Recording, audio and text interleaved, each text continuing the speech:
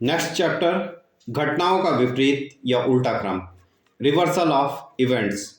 इसमें हम देखेंगे रिवर्स ऑर्डर रिकॉलिंग क्या होती है और रिवर्स ऑर्डर रिकॉलिंग का सिग्निफिकेंस मेमोरी के लिए क्या होता है।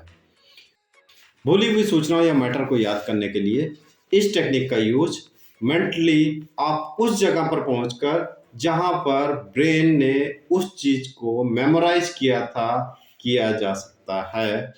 उपरोक्त तकनीक तभी प्रयुक्त होगी जबकि सूचना मस्तिष्क के कुछ समय तक चेतना या कॉन्शियस रहने पर याद की गई हो।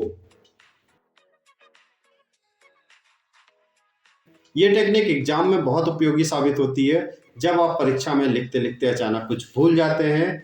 इस प्रॉब्लम को दूर करने के लिए आप इस टेक्निक का यूज कीजिए। इस प्रॉब्लम को दूर करने के लिए आप इस टेक्निक का यूज ऐसे करें। कॉपी में भूले हुए मैटर के लिए कुछ जगह छोड़ दीजिए, रिलैक्स कीजिए, ब्रेन को रिलैक्स होने दीजिए। डू नॉट वरी, बिना चिंतित हुए मस्तिष्क को थोड़ा विश्राम दीजिए। स्वयं में आत्मविश्वास विकसित कीजिए। Develop the confidence in your brain that कि आपको वो मैटर अभी कुछ देर में निश्चित रूप से याद आ जाएगा। अब प्रश्न को हल करने के लिए छोड़े गए स्थान से आगे लिखना शुरू कर दीजिए जो कि आपको आता है। परंतु आपके मस्तिष्क में ये बात होनी चाहिए कि आपको अभी इस प्रश्न में कुछ मैटर लिखना बाकी है जिसके लिए आपने थोड़ी जगह छोड़ रखी है। आप देखेंगे थोड़े समय बाद ही भूला हुआ मैटर स्वतः ही आपके मस्तिष्क में रिकॉल हो जाता है, ऑटोमेटिकली रिकॉल हो जाता है। तो आपके ब्रेन की कैपेसिटी इतनी बढ़ जाती है कि जो मैटर आप भूल चुके थे वो खुद ब खुद रिकॉल हो जाता है। यदि मान लीजिए भूला हुआ मैटर कुछ समय बाद याद नहीं आता है तो आपको क्या करना है, आपको मानसिक रूप से उस स्थान पर पहुंच जाइए जहां कि आपने वो मैटर याद किया था। मानसिक रूप से ही पुस्तक के उस पृष्ठ यानी जो भूला हुआ मैटर है उसको खोलकर पढ़ने की कोशिश कीजिए।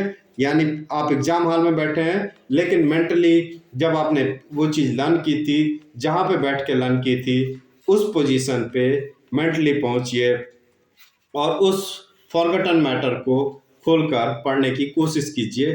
बस जस्ट विजुलाइज कीजिए, अपने आप अपने ब्रेन से विजुलाइज करने की कोशिश कीजिए।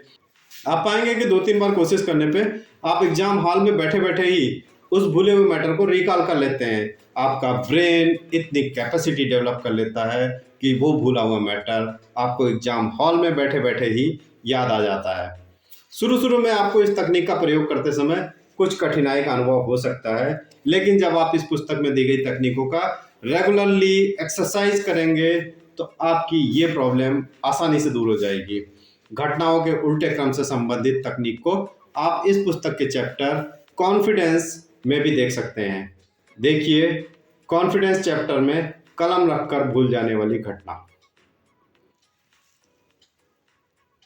नेक्स्ट चैप्टर, परीक्षाओं के दौरान अध्ययन, स्टडी ड्यूरिंग एग्जामिनेशंस। इसमें हम देखेंगे दोहराना यानी रिवीजन और सेल्फ इवेल्युएशन की इम्पोर्टेंस क्या है, यानी स्व मूल्यांकन की इम्पोर्टेंस क्या है। Till then good bye, thank you very much, Jai Hind.